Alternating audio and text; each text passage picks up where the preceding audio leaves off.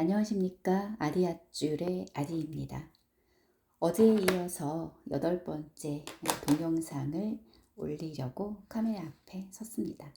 지금 시각은 2025년 11월 6일 목요일, 제가 준비한 시간은 10시 19분이었고요. 지금은 50분을 향해 가고 있습니다. 코로나19가 한참 발발하고 있었을 때 그 시점부터 김누리 교수님 강연을 우연히 듣게 되면서 사회나 국가에 대해서 저도 관심을 가졌던 시점이라고도 할 수 있을 그때에 들었었던 생각을 제가 글로 한번 끄적여 놓은 게 있어서요. 여러분과 함께 공유하고 싶었습니다. 제목도 한번 제가 붙여봤거든요. 그때 코로나19가 나에겐. 이건 개인적인 저의 관점에서 여러 가지 상황들이나 정보들을 인지하고 인식하고 있는 상태에서 그냥 떠오르는 생각들을 한번 정리해 보고 싶어서 무작정 적어 나갔었던 것 같아요. 공감이 되는 부분도 있을 거고 그렇지 않은 부분도 있을 거지만 그래도 편안히 들어주셔서 여러분들도 한번 그때로 돌아가서 다시 한번 지금과 같이 견주어 보면서 내 생각이 어떻게 바뀌었고 또 사회나 국가가 어떻게 바뀌어 가는지 한번 생각해 보는 시간 됐으면 좋겠습니다. 2019년 어느 겨울 나는 낯선 환경과 맞닥뜨렸다. 너무나 급작스러웠던 만큼 드라마나 영화 속 이야기인 듯 믿기지 않았고 대수롭지 않은 생각마저 들었다. 그런데 TV와 라디오에서 들려오는 무겁고 처참한 소식들이 내 마음을 혼란스럽게 했고 꼭 써야 하는 마스크를 손쉽게 구할 수 없다는 소식은 그런 내 심장을 더 옥죄어 왔다. 동네 약국 앞에는 한정인 마스크를 사려는 사람들이 서로를 경계하며 곡선으로 길게 줄을 지어 섰다. 전에는 거들떠보지도 않았던 어쩌다 얻어도 구석에서 홀대받던 마스크였는데 이게 도대체 무슨 일인가. 그때서야 정신이 번쩍 들었다. 꽤나 자유로운 영혼인 나는 엄마가 타이르는 아이가 된 듯 정부에서 요청하는 대로 풀 죽은 아이가 되었다. 그리고 그렇게 세상은 조금씩 멈추어 섰다. 코로나로 가장 크게 실감한 것은 시간이다. 그 시간은 나에게 여유를 주었고 그 여유는 나를 조금씩 변화했다. 생각해보면 그 전까지 나는, 아니 우리는 급격한 시대 변화와 발전 속에 이끌려 정신없이 살아왔다. 학창시절에는 대학 입시에 쫓기듯, 성인 되어서는 노동에 쫓기듯, 가정을 꾸리고는 노동에 더해 지식에 쫓기듯 너무나 당연한 법칙처럼 여겨왔던 건 누구도 부정할 수 없을 것이다. 그런데 코로나가 세상을 조금씩 멈추게 하면서 그 쫓기는 마음에 시간을 주었고 그 시간을 받아들일 수 있었던 건 내가 아닌 모두가 멈추었다는 여유 때문이었다. 오래전 나를 떠올려 보아도 친구들보다 등수가 뒤처지거나 동료들보다 월급이 적거나 내 아이가 다른 아이와 비교가 되면 불안했고 초조했고 두려웠다. 물론 지금은 그렇지 않다. 코로나로 세상이 조금씩 멈추어 설 때 나는 내심 미소 지었다. 모든 것이 멈추고 나니 출발선이 같아지는 듯했다. 모든 것이 멈추고 나니 높고 낮고 많고 적음에 대한 생각이 두루뭉술해지는 듯했다. 모든 것이 멈추고 나니 당연함이 사라지는 듯했다. 모든 것이 멈추고 나니 내게 기회가 찾아온 듯했다. 모든 것이 멈추고 나니 처음부터 다시 시작하는 듯했다.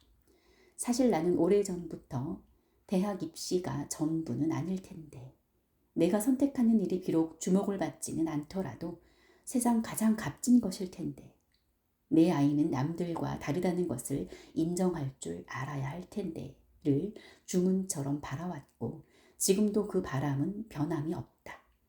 나와 생각이 같은 이들도 적진 않다고 느껴왔지만 코로나 이전 세상은 그런 나에게 관심을 두진 않았다. 우리는 당연하다는 말을 자주 하기도 하지만 즐겨 쓰기도 한다. 우리가 자주 사용하는 당연하지 라는 말은 그 어감에 따라서 역기능과 순기능 또 부정과 긍정의 비슷한 의미인 틀과 틈으로 체감할 수 있다.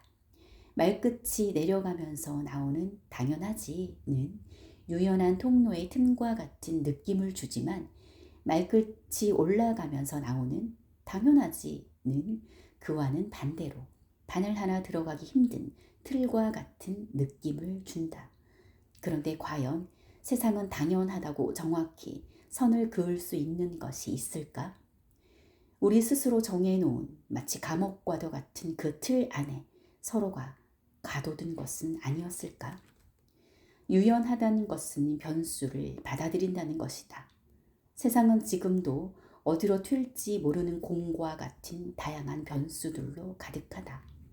우리는 그 변수와 마주하기도 혹은 맞닥뜨리면서 다양한 문제 해결력을 기를 수 있는 기회이기도 할 텐데 세상은 정해진 틀 안에서 똑같은 방법으로 문제 해결을 고집하며 다양한 방법을 외면하는 듯하다. 아이들에게 입으로는 문제 해결력을 길러야 한다고 외치면서 정작 아이들이 가진 독창성과 재능, 개성과 다름을 어른들의 고집과 욕심으로 틀 안에 꽁꽁 가두어 두는 것은 아닌지도 생각해 보아야 한다. 코로나는 나에게 나 자신을 되돌아보게 했다. 코로나 전에는 사회가 정해둔 틀에 갇혀 내 생각보다는 대세에 따를 수밖에 없는 구조였다.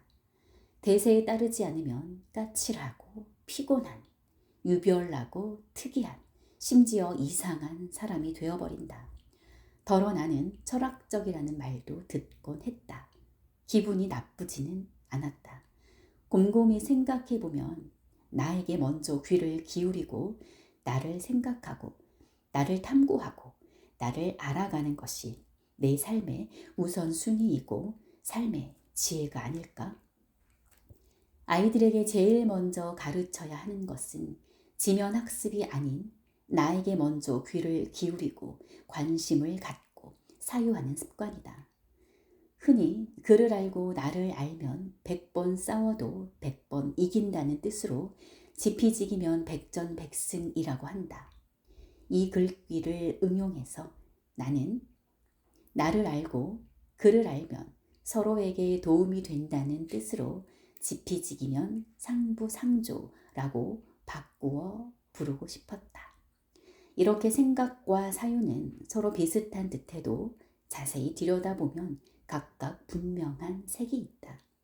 생각이 단순하다면 사유는 복잡하고 생각이 일촉즉발의 임기응변이라면 사유는 마음의 여유를 얻게 되는 지혜이다. 사유가 선이 되면 생각은 풍성해지고 사유가 선이 되면 생각은 지혜의 샘이 되고 사유가 선이 되면 생각은 철학이 된다. 사실 우리는 일상에서 우리도 모르는 사이 시시때때로 크고 작은 철학과 만난다. 다만 철학은 무겁고 어렵고 따분하다는 선입견에 가려졌을 뿐이다. 재미난 예로 붕어빵을 먹을 때 어느 부위부터 먹는가를 보면 나름의 성격을 알 수 있다고 한다. 나는 꼬리부터 먹는다. 꼬리부터 먹는 사람은 주의 깊고 사려 깊은 신중파로 교감을 중요시하며 순수한 로맨티스트가 많다고 한다. 나에게 먼저 귀를 기울이고 나를 생각하고 나를 탐구하며 나를 알아가는 것이 어찌 보면 세상을 바라보는 지혜이며 그 지혜는 나와 관계를 맺으며 맞닥뜨리는 다양한 문제를 해결하는 철학이 되고 그것은 진정한 힘, 진정한 암, 진정한 용기, 진정한 여유로움이 되어 나를 성숙하게 돕는다. 코로나가 나에게는 덕분이지만 누구에게는 때문이기도 하다. 그런데 코로나가 아니었다면 우리가 갇힌 그 틀은 더 단단하게 성벽을 쌓고 틈 안의 사람들을 더 외롭게 하지는 않았을까? 우리가 만든 틀은 우리 책임도 따른다. 시간이 걸릴지라도 우리 스스로도 그 틀을 무너뜨리고 다듬어낼 수 있어야 한다.